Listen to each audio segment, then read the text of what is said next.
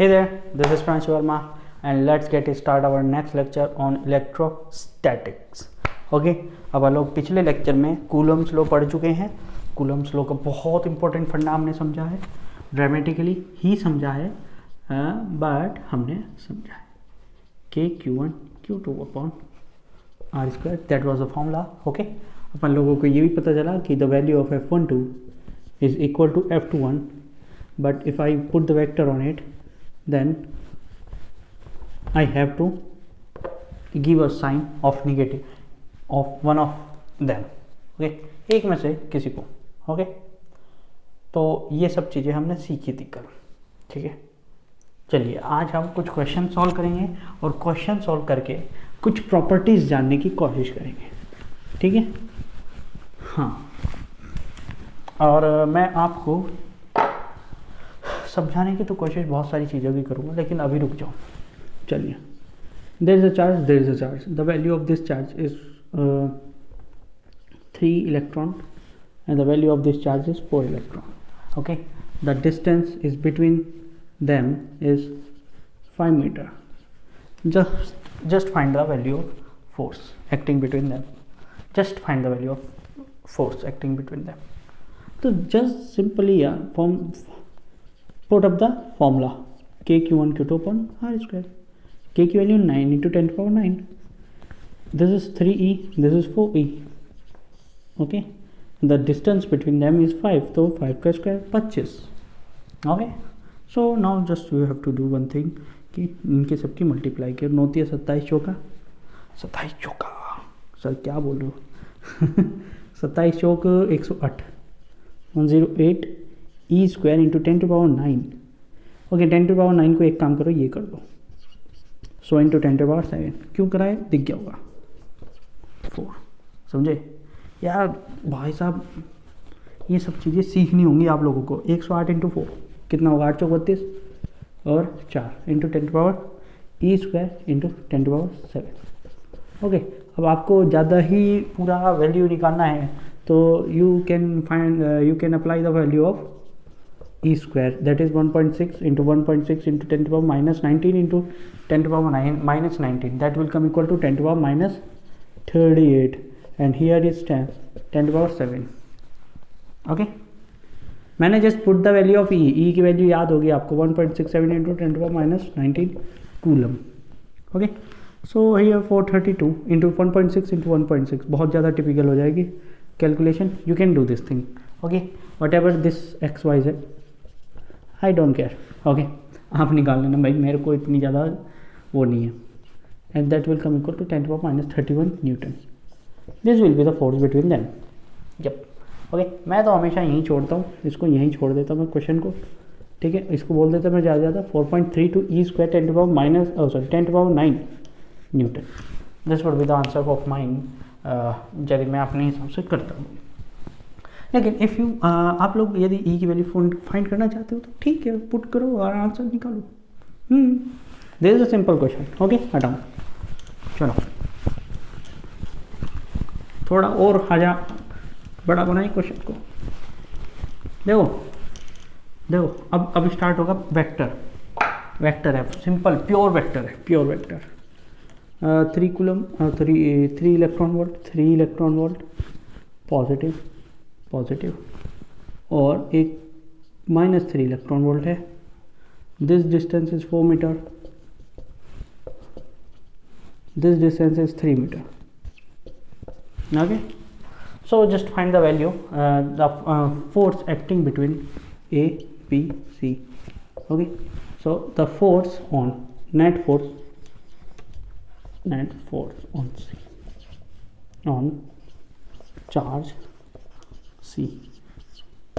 आपको निकालने का है net force charge on C, तो जस्ट फाइंड द वैल्यू. देखो, कूलम ने एक चीज़ और भी बताई थी. कूलम ने बोला था कि the direction of the force will be along the line joining the both forces. Okay, यही बोला था मैंने, आपको कल लिखा ही नहीं ना, बताया मैंने. अचानक से मेरे दिमाग में आया कि मैंने स्किप कर दिया इस चीज़ को, और I shouldn't do this thing. Okay, Q1 Q2 and R is the distance between them, the charges. Okay, so then the line joining the center of the charges will be the the thing along which the direction of the force will be act.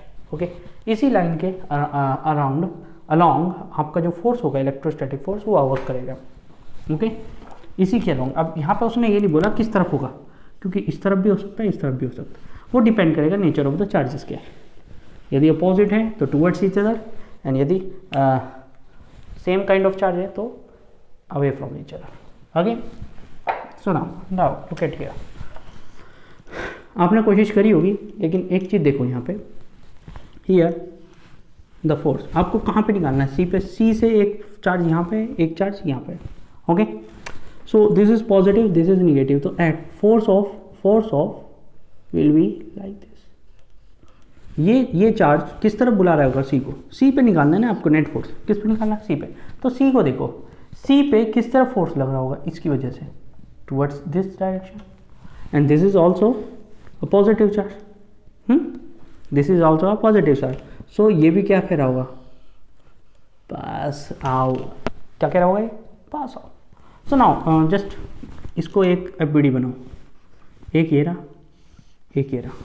Okay, the angle will be कितना होगा आपको पता होना चाहिए वैसे तो. नहीं पता, जल्दी बोलो. नहीं पता. अरे राम जी की कसम यार, 37 होगा. कितना होगा 37? देखो, sine 3/5. Sine 30 equal to 3/5. This is 4, this is 3, this would be 5. Sine 37 कितना होता है, 3/5. Perpendicular upon hypotenuse. This will be the angle of 37 degree.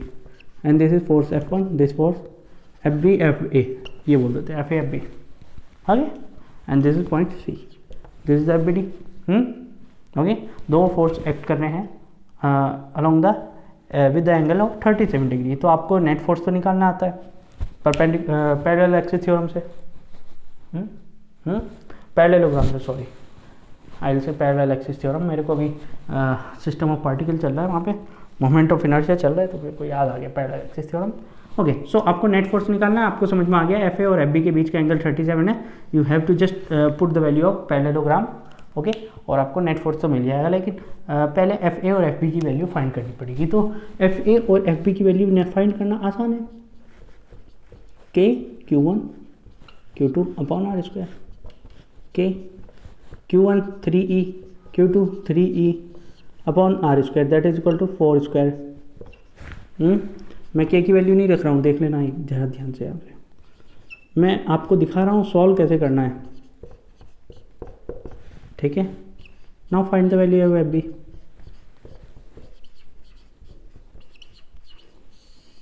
कुछ चीज़ों को फोकस करते जाओ. क्या, जैसे कि मैं यहाँ पे चार्ज की नेचर नहीं रख रहा हूँ, निगेटिव और पॉजिटिव. ठीक है, तो कई बच्चे बोल रहे होंगे कि सर गलत कर रहे हो, लेकिन गलत नहीं कर रहा हूँ मैं. Okay, I am not doing wrong. Yup, I can't do not wrong things.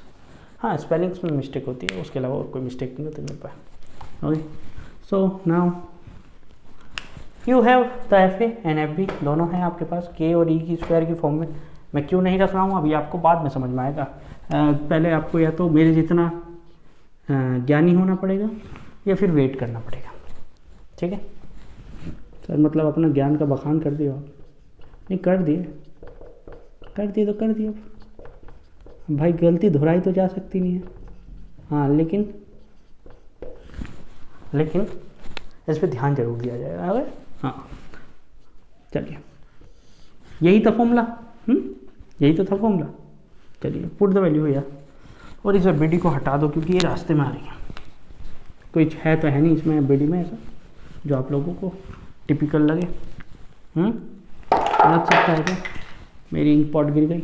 चलिए, put the value of FA, that is 9K E square to the power to the 16 to the power square. Okay, here 9K E square upon 25 का square plus 2 9K E square upon 16 into 25 cos 37. Cos 37 is equal to 4/5. Always remember these things. Okay, 4/5. Okay, now look at here, 9K E square. It is will be common. क्योंकि 9k square का square 9k square का square 9k square 9k square that mean 9k square का square, तो वो square common हो जाएगा और बाहर आ जाएगा, तो कितना बचाएगा 9k स्क्वायर अंडर रूट से बाहर। यहाँ पे क्या बचा 1/16 का स्क्वायर 1/25 का स्क्वायर, और इतो कितना बचा भाई 4 दूनी 8 8 बचा, नीचे नीचे कितना 16 25 5। Okay okay, now just try to find the value of this thing. आप फाइंड कर सकते हैं, बेहतर होगा, क्योंकि मैं फाइंड नहीं करने वाला हूँ उसको ना। यहाँ पे कैलकुलेशन धमाकेदार मचने वाली है, हाँ जी, बहुत ज़्यादा कैलकुलेशन होंगी और बहुत सारा काट पीट होगी, तो आप कैलकुलेशन कर लेना। ओके, हाँ you can do this things, हाँ आप कर सकते हो, मुझे पूरा यकीन है। इसमें मैथमेटिक्स बची है सिंपली, और आपका जो फोर्स होगा वो XYZ 9k square into XYZ कुछ भी आ सकता है। ओके, इसकी वैल्यू अब देखो 9k स्क्वायर आ रहा है यहाँ पे, मैंने यहाँ पे रखता फिर यहाँ रखता और टिपिकल मैथमेटिक्स हो जाती कि नहीं हो जाती, इसीलिए मैंने पहले रख दिया यहाँ पे 9k स्क्वायर ही रखा, उसको k और e की वैल्यू पुट नहीं की मैंने।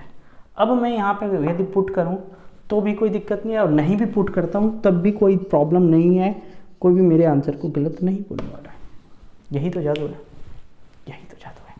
चलिए क्वेश्चन करिए, हटा दो। देखो इन क्वेश्चनों में केवल और केवल सिंपली प्योर पैरेललोग्राम यूज़ होना है, वेक्टर यूज़ होना है। हाँ जी, एक फॉर्मूला है जो यूज़ हो रहा है अपना, क्या k Q1 Q2 upon R square. Okay okay, so now just try to solve this thing. तेरे बिना बेसुआदी रतियाँ हो सजना,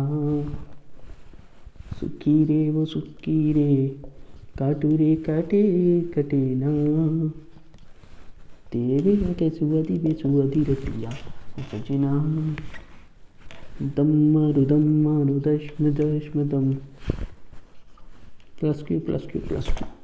Okay, so now just you have to find the value of the net force on point D. Find करो net force on D। मैंने सोचा कि कुछ typical तो नहीं हो जाएगा, लेकिन मैंने सोचा कि फिर भी सब ज्योमेट्री है, सब आसान है। इस क्लास में, इस लेक्चर में अपन लोग बस इसी पे क्वेश्चन करेंगे, इसी पे सारा फोकस होगा। नेक्स्ट लेक्चर में इलेक्ट्रिक फील्ड और उसके क्वेश्चंस होंगे, ठीक है। हाँ चलिए करिए सॉल्व।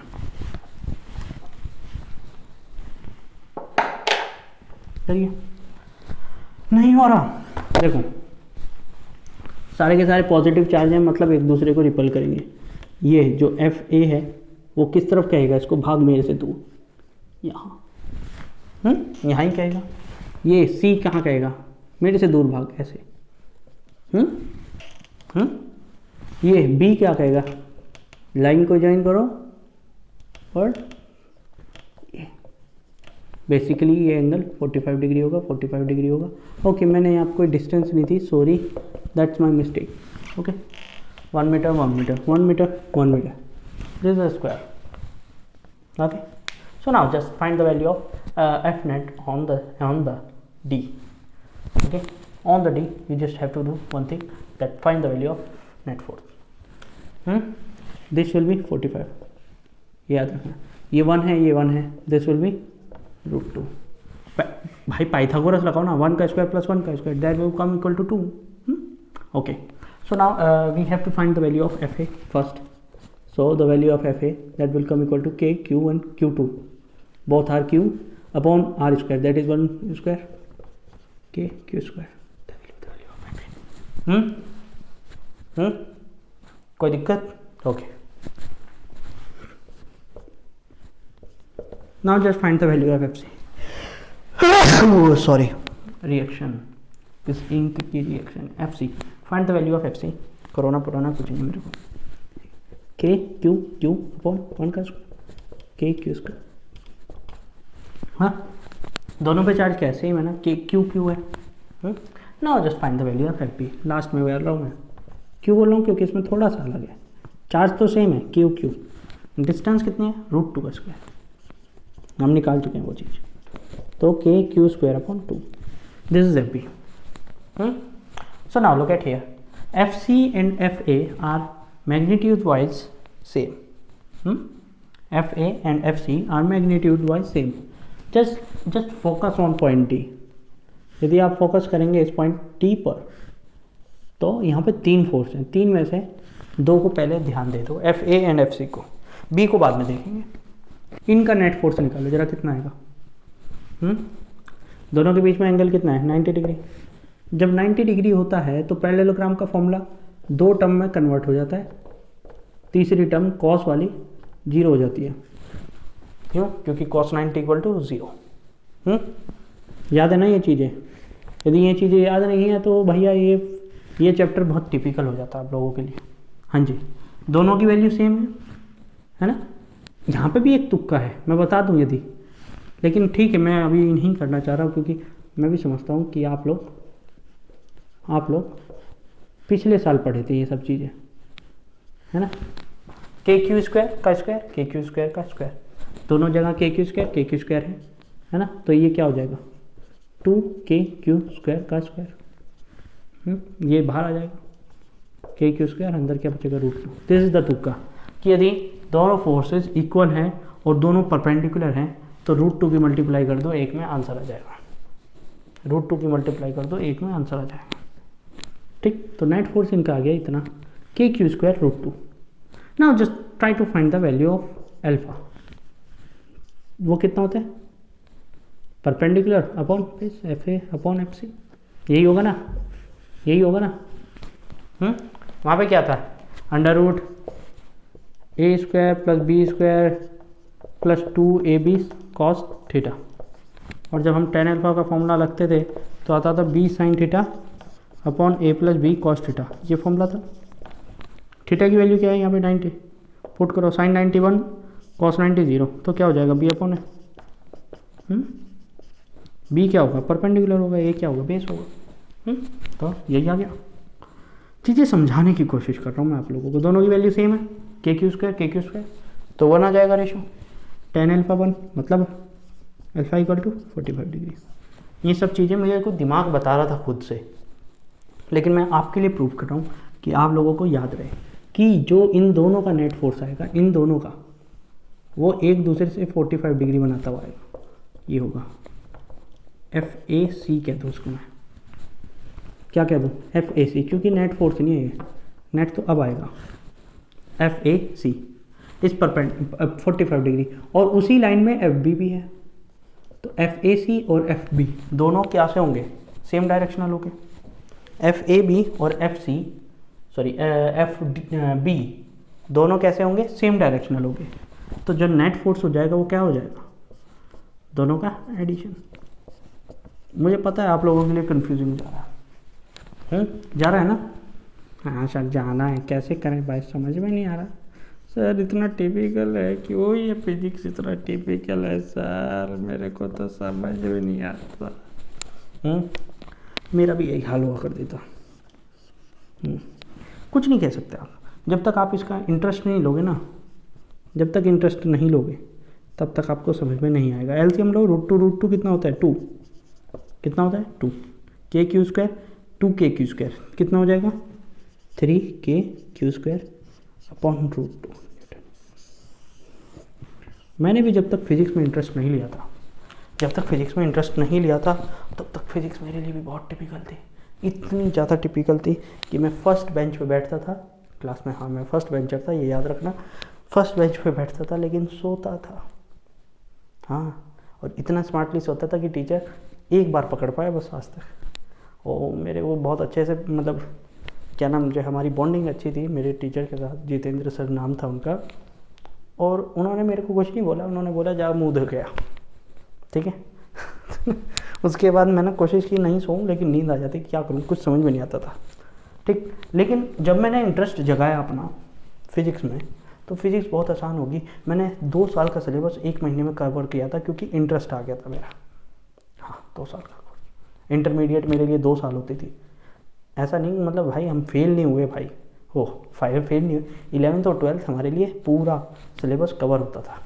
जो 11th में पढ़ा उसे 12th में भी पढ़ना होता था और पेपर भी देना होता था, ठीक है। क्वेश्चन भी पूछे जाते थे और नंबर भी आते थे, ठीक है। हाँ तो मतलब किया मैंने काफ़ी चीज़, और फिर धीरे धीरे मैकेनिकल इंजीनियरिंग की, हटा दूँ अब इसको, तो और ज़्यादा उसमें दिलचस्पी आने लगी और अब फिज़िक्स आसान हो गई है, बहुत ज़्यादा आसान हो गई है, बच्चों का खेल हो गई है, ठीक है। और आपके लिए भी हो सकती है, क्योंकि देखो हर कोई बंदा इंटरेस्ट ऐसा नहीं कर सकता कि लास्ट महीने में जगाए और पास भी हो जाए, ऐसा नहीं होता जनरल केस में, ठीक है। आप लोगों को मैं बहुत ज़्यादा काइंडली बोलूँगा कि आप लोग इंटरेस्ट अभी से जगा लो, अभी बहुत टाइम है। 12th वालों के लिए बात कर रहा हूँ मैं, अभी से ही जगा लो। चलिए इस क्वेश्चन को सॉल्व करके दिखाइए। टुक टुक टुक टुक टुक टुक टुक टुक टुक 1 1 1 1 A B C D plus Q minus Q plus Q minus Q. Just to solve this question, find the net force on D.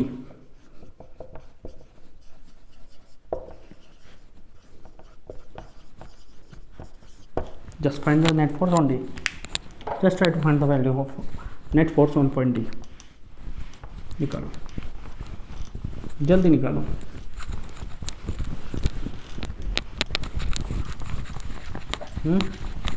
नहीं यार आंसर देखो, जैसे मैं कर रहा हूँ वैसे करो। नेचर को मत पकड़ो, नेचर को पकड़ोगे दिमाग भन्ना जाएगा, झन्ना जाएगा, समझ रहे हो। डायरेक्शन को पकड़ो, डायरेक्शन को, ठीक है। क्या होगा, डी पॉइंट पे निकालना है, इससे लो, इससे, ये प्लस है ये निगेटिव है ना, दोनों अपोजिट काइंड ऑफ नेचर है। क्या करेंगे, पास आओ, ये कहेगा इधर जाओ, डी को ये अपनी तरफ अट्रैक्ट करेगा। डी पे निकालना है तो डी पे फोर्स देखो, ए पे नहीं निकालना आपको। आप बच्चे ये बोल रहे होंगे कि इधर फोर्स लगेगा, नहीं, डी ए की तरफ आएगा तो डी ए की तरफ, ये फोर्स होगा एफ ए, जो ए लगाएगा, ठीक है। अब बी के बारे में तो आपको पता चल गया है, क्या होगा, ये निगेटिव ये निगेटिव ये निगेटिव ये निगेटिव, क्या बोलेगा, भाग दूर मेरे से, ये होगा F be in this case like that, okay. Clear है ना, दूर जाओ मेरे से, दूर भाग, ये इधर जाएगा ये इधर जाएगा, ये इधर आएगा ये इधर आएगा, ये इधर आएगा ये इधर जाएगा, ये लो, this will be F C. और इस बार पता चलेगा आपको कि नेट फोर्स कितना आएगा, ठीक है। जीरो नहीं आने वाला, जीरो नहीं आने वाला, डोंट वरी, ओके। तो आपको एफ बी डी दिख रही है, कैसी बन रही है, this is F C, this is F A and this is F B. Obviously बात है, एफ ए और एफ सी की जो नेट रिजल्टेंट आएगा वो इस तरफ आएगा, एफ ए सी, और इस बार एफ बी में से सब्सट्रैक्ट होगा, जो बड़ा होगा उसमें से छोटे वाला सब्सट्रैक्ट हो जाएगा, ओके। देखो इस तरीके से करोगे ना तो आपको प्लस और निगेटिव लेने की ज़रूरत नहीं पड़ेगी, ओके। आपको इस चैप्टर में इलेक्ट्रोस्टैटिक्स में चार्ज के नेचर से मतलब ही नहीं रहेगा, उस तरीके से क्वेश्चन करा रहा हूँ मैं आपको, मतलब ही नहीं रहेगा कि चार्ज का नेचर क्या है, आपको नहीं पता, कोई दिक्कत नहीं है, जस्ट बस ये देखो कि क्या होगा वहाँ पे, रिपल्सन होगा या अट्रैक्शन होगा, ओके। चलिए सुना, आप लोग एफ बी डी बना चुके हैं, एफ ए और एफ सी की वैल्यू निकालो। एफ ए की वैल्यू क्या होगी, के क्यू अपॉन 1 का स्क्वायर, निगेटिव से मतलब ही नहीं है, निगेटिव से मतलब ही नहीं है, निगेटिव पॉजिटिव से कोई मतलब नहीं है। एफ ए स्क्वायर और सॉरी के क्यू स्क्वायर, एफ सी कितना आएगा, के क्यू स्क्वायर ही आएगा, हाँ या ना, एफ ए एफ सी के Q square, okay. So now the resultant will be, देखो दोनों सेम है, दोनों परपेंडिकुलर भी है, दिख रहा है, तो इन दोनों का जो रिजल्टेंट एफ ए सी आएगा वो क्या आएगा, के क्यू स्क्वायर इंटू √2। देखो अब कितनी जल्दी होने लगा, है ना। मैंने अभी अब पिछले ही क्वेश्चन में बताया कि यदि दो फोर्स परपेंडिकुलर हो और इक्वल भी हो तो उनका नेट रिजल्टेंट किसी एक को पकड़ो और √2 की मल्टीप्लाई कर दो, that will be the net resultant, okay.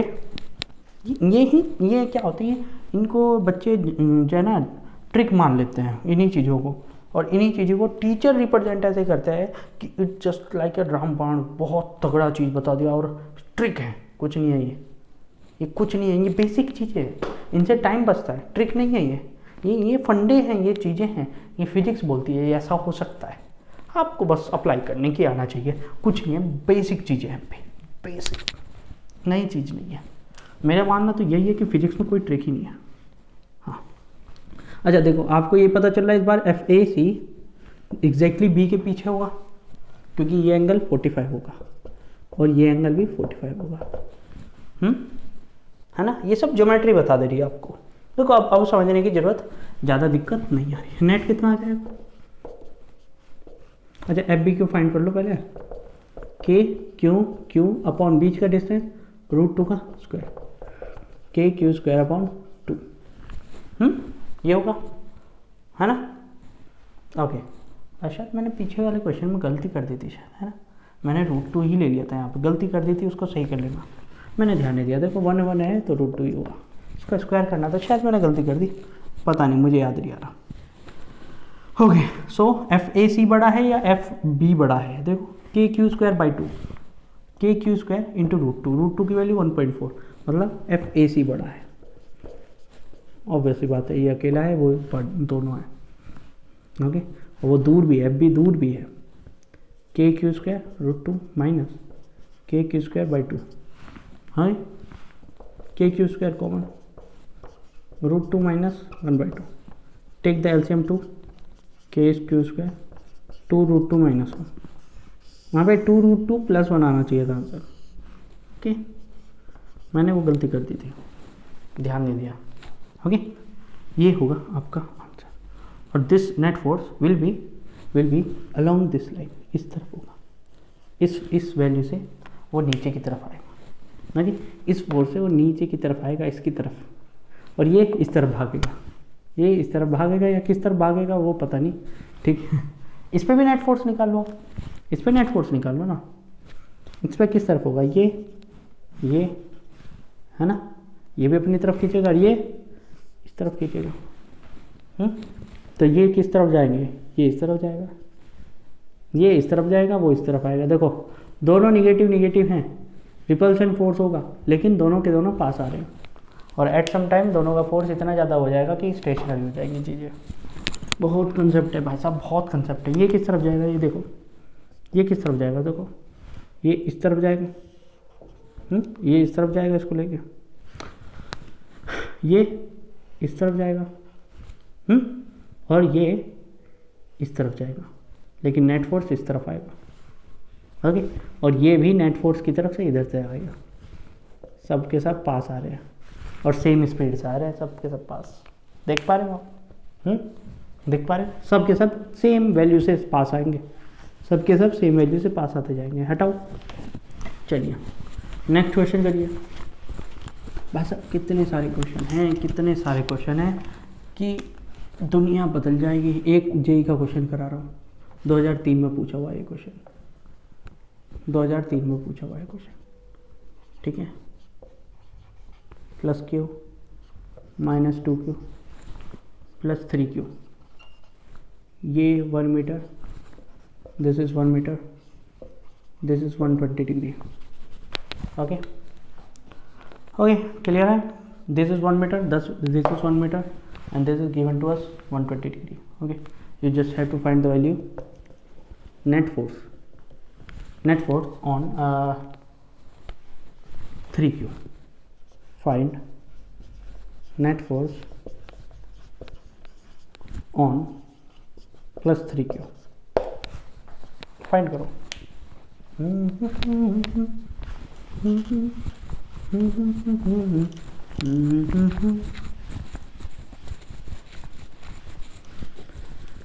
Find करो, पॉज मारो, फाइंड करो। ये आज का क्वेश्चन का लास्ट होगा। अच्छा नहीं, आज ही इसको लास्ट नहीं करते, इसके अलावा एक क्वेश्चन और कराऊंगा, इसके अलावा एक क्वेश्चन बस, नॉट मोर देन दैट, उसके अलावा और कोई क्वेश्चन नहीं करूँगा। एरेडोफ का होगा, कितना छोटा होगा देख लो। हाँ जी, तो हुआ क्वेश्चन, क्या नहीं हुआ, होना चाहिए था। चलिए इसकी वैल्यू क्या होगी, पहले तो इस डिस्टेंस की वैल्यू देख लो कितनी होगी, 1 का स्क्वायर प्लस 1 का square minus 2 1 into 1 into cos 120, ये होगा।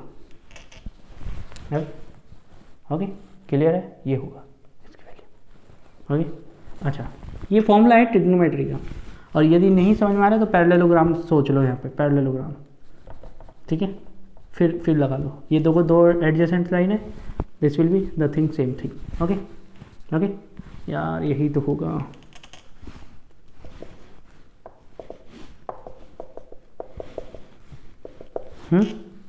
ये क्या होता है, दोनों का सब्सट्रैक्शन होती है, ये लाइन इन दोनों का सब्सट्रैक्शन होती है, ये एडिशन होती है, तो सब्सट्रैक्शन के टाइम में यहाँ पे एंगल माइनस का आ जाता है। क्लियर है, ये 11th में आपने पढ़ा जरूर होगा, नहीं पढ़ा है तो भाई गड़बड़ है। ओके तब दिक्कत है। देखो ये जो चैप्टर है इलेक्ट्रोस्टैटिक्स, ये पूरा का पूरा इलेक्ट्रोस्टैटिक्स जो है नहीं स्केलर और वेक्टर पे डिपेंड कर रहा है। 2 माइनस 2 इंटू 2 माइनस 2 कॉस 120 की वैल्यू कितनी होती है जल्दी बताओ जरा। 1/2 होती है क्या? 1/2 होती है क्या? नहीं, -1/2 होती है। ओके हाँ जी, तो ये कितना हो जाएगा, वो 2 से 2 कटा, 1 प्लस √3 आ जाएगा। कितना आ गया? √3। ये क्वेश्चन जो मैं आपको दिखा रहा हूँ, ये क्वेश्चन 2003 या 4 में पूछा हुआ है, ठीक है। जेई मेंस, जेई उस समय तो मेंस और एडवांस सब सेम था। ओके हाँ, सब एक ही चीज़ थी उस टाइम पे। कितना आसान क्वेश्चन है, just find the net force on 3Q। 4 option दिए हुए थे। ओके चलिए जरा फाइंड करने की कोशिश करते हैं। इसको A, इसको B और इसको C मान लो, ठीक। ये +Q, ये -Q और ये +Q। ये क्या करेगा, ये इसको दूर भगाएगा, ऐसे भाग यहाँ से। This will be the direction of FA। इस तरीके से करो, ये इसको पास बुलाएगा, पास बुलाएगा, है ना। और दोनों के बीच का एंगल कितना बनेगा, ये सोचो एंगल कितना होगा। दिस एंगल विल बी 30 ये होगा 150 डिग्री होगा, ठीक है। ये यहाँ पे यार this will B 150 degree angle. ये एंगल कितना होगा? 150 डिग्री होगा। कैसे निकला? ओके देखो जरा ये कैसे निकला, देखो यहाँ पे 120 है, ये दोनों सेम साइड्स हैं, तो ऑब्वियसली बात है ये और ये एंगल सेम होंगे, है ना। जो ट्राइंगल होता है उसके जो एंगल्स होते हैं वो 180 डिग्री होते हैं, उनका एडिशन। 120 सब्सट्रैक्ट हो गया तो बचा कितना? 60, और 60 divided by 2 30। This is 30। Okay so now this total angle is 180 degree, this is 30, तो how much this will B? 150। This is the net, this is FA, this is FB and this is 150 degree. Okay so now just find the value of FA and FB. FA कितना आएगा? K कितना है? Q है और 3Q है, बीच का distance 1Q², 3KQ²। FB कितना आएगा? K कितना है? 2Q और 3Q। देखो यहाँ पे बस साइन को छोड़ दो, साइन नहीं लिखना हमें, और बीच का एंगल, बीच का डिस्टेंस कितना है? 3 का स्क्वायर। 3 कट जाएगा, 3 से 3 कट जाएगा, तो √3 का स्क्वायर कितना होगा? 3, वो कट जाएगा, 2KQ²। अब देखो दो फोर्सेस हैं, 150 डिग्री बीच का एंगल है, जस्ट पैरेललोग्राम अप्लाई करते हैं यहाँ पे। ओके पैरेललोग्राम अप्लाई कर दो, सिंपली नेट निकालना है, नेट निकालना है ना आपको इन दोनों का। 3KQ² का स्क्वायर प्लस 2KQ² का square, okay plus 2 3KQ into 2KQ into cos 150। Cos 150 की वैल्यू कितनी थी जल्दी? मर जा मार्कर गिर गया, उसको बोल रहा हूँ मैं, आपको नहीं बोल रहा हूँ। KQ² है, यहाँ पे भी KQ² का स्क्वायर आ जाएगा, है ना। तो take it out from here, KQ², here 9, here 2 का स्क्वायर 4, हियर पहली बात तो ये माइनस का हो जाएगा क्योंकि 1 cos 150 है, cos 150 की वैल्यू होगी √3/2, 2 से 2 कट जाएगा, ओके 3 दूनी 6, √3 ये आएगा। Okay so KQ² 9 4 13 13 -6 √3, this will be the answer. This will be the answer of it. Newton answer. हाँ, ये इसी फॉर्म में आपको आंसर मिलेगा. यही है क्वेश्चन नंबर 2003 या 4 का जेईई मेंस का पूछा. मुझे एग्जैक्टली याद नहीं है कितने साल पुराना है क्वेश्चन. ओके, तो देखो कितने आसान क्वेश्चन थे. अब देखो उससे भी आसान क्वेश्चन हटा दो. चलिए,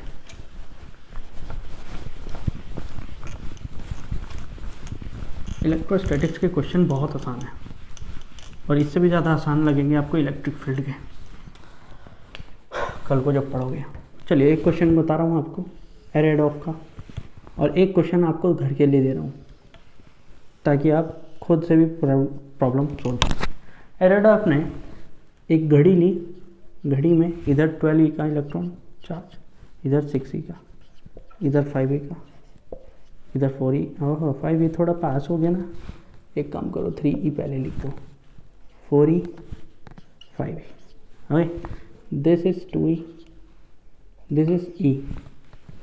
यहाँ पे उसने 9e 10e 11e, इधर 8e, इधर 7e, और उसने इस घड़ी की जो रेडियस दी वो 1 मीटर दी. Okay, and then he said कि sir find the net force, find the net force, find the net force, find the net force.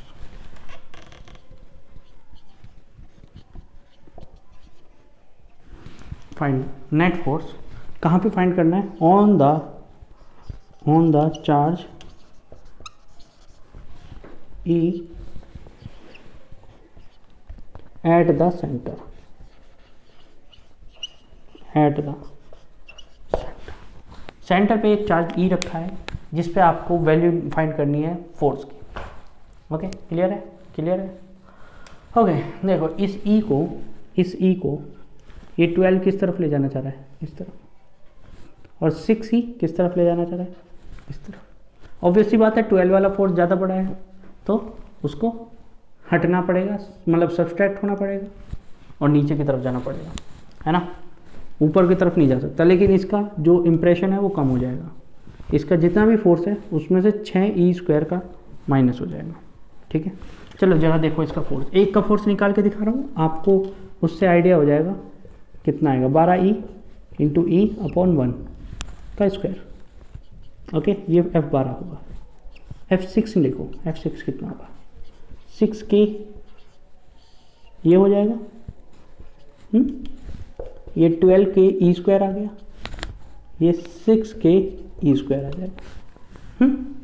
Obviously बात है इन दोनों का जो नेट रिजल्टेंट आएगा 12 ओके, वो कितना आएगा? 12k² माइनस 6k² क्योंकि अपोजिट है तो कितना रहा है? 6k e². मतलब 12 में से 6 घटा दो और ke² लगा दो. एक इक्वेशन मिली आपको. 12 में से 6, बड़े में से छोटा घटाओ. ओके, चलिए जरा इसके लिए देखते हैं. 1 के अपोजिट में 7, मतलब 7 इसको इस तरफ भगाएगा और 1 किस तरफ भगाएगा? इस तरफ. लेकिन 1 का फोर्स कितना होगा? छोटा होगा, है ना. 1 का फोर्स कैसा होगा? छोटा होगा, तो इस तरफ भागेगा. और किस तरफ? 7e minus e, 6k e². आसान है. ऐसे ही इस तरफ भागेगा, 8 में से 2, 6k e². ऐसे ही 3 की तरफ भागेगा, 9 माइनस 3. ओके, कीड़ा चल रहा है यहाँ पे. 6k e². और मेरे को डर लगता है इन कीड़ों से. 4 minus 10, 6k e². 11 minus 5 that is 6k e². समझ में आ रहा है? नहीं आ रहा? दिमाग की बत्ती गोल. दिमाग की बत्ती गोल. समझ में नहीं आ रहा?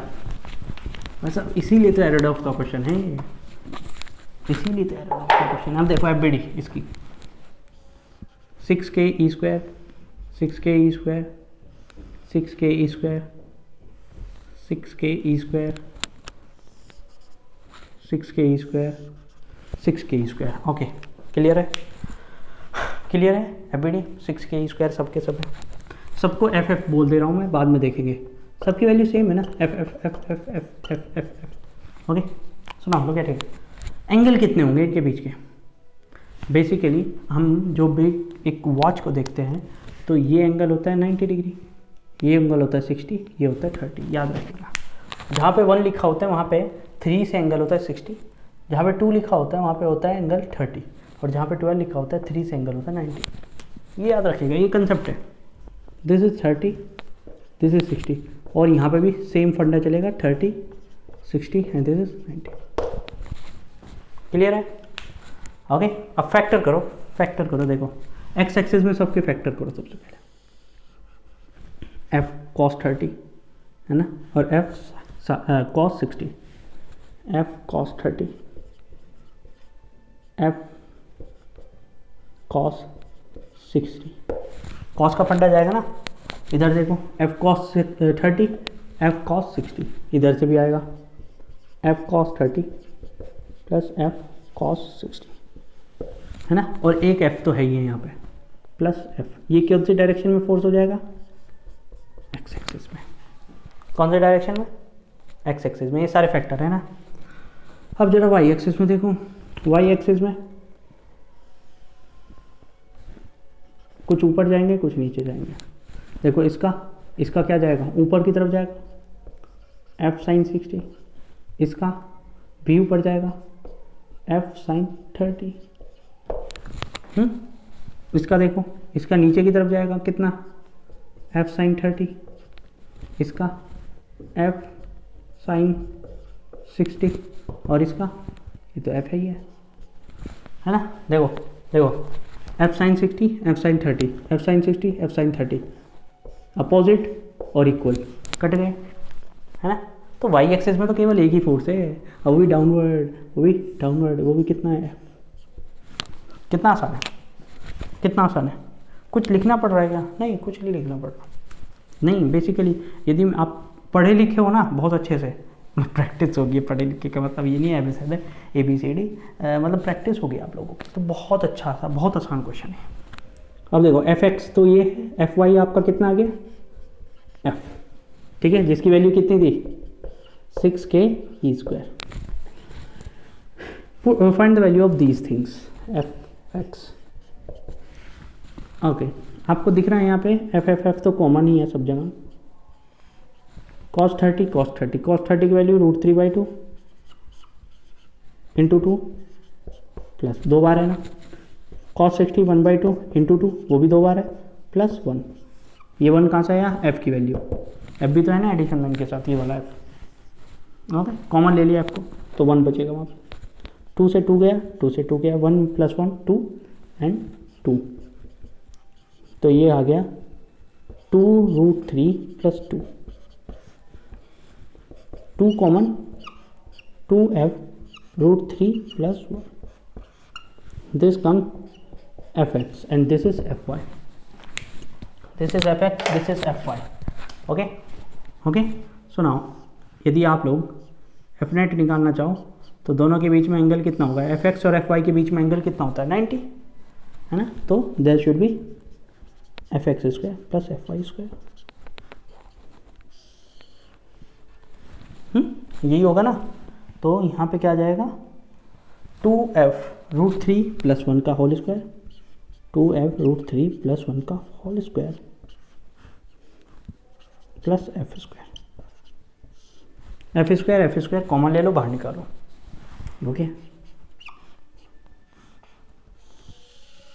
ओके हियर 2 का हो जाएगा 4, √3 प्लस 1 का होल स्क्वायर खोल दो, 3 प्लस 1 प्लस 2√3, और यहाँ पे क्या बचेगा? 1। ओके नाउ f 4 की मल्टीप्लाई अंदर 4, 3 1 4, 4 प्लस 2√3, और 4 की मल्टीप्लाई 16 प्लस 4 दूनी 8 √3 plus 1, 16 plus 1 it will come equal to 17 plus 8 √3 into f की वैल्यू क्या है? 6k²।